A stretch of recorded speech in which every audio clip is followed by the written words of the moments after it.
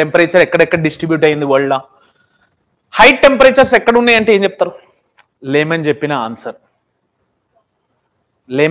Answer.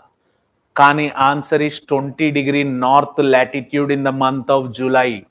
Equator is not the reason. Equator is not the answer. What is the reason?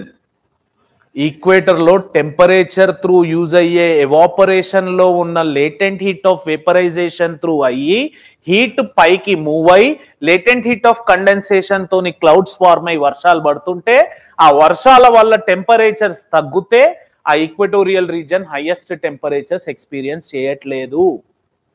ఇది reason, ఇది logic, ఇదే చదవాలి మనం.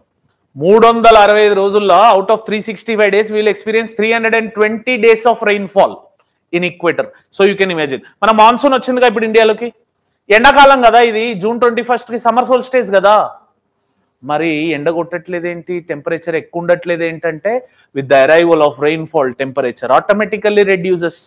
This logic which you catch. మరి 20 degree north దగ్గర ఎందుకు టెంపరేచర్ ఎక్కువ ఉంటుంది? క్లౌడ్ ఫార్మేషన్ జరగదు అక్కడ, వర్షాలు పడవు, అందుకే ఎక్కువ శాతం డెజర్ట్స్ అక్కడే ఉంటాయి చూడండి.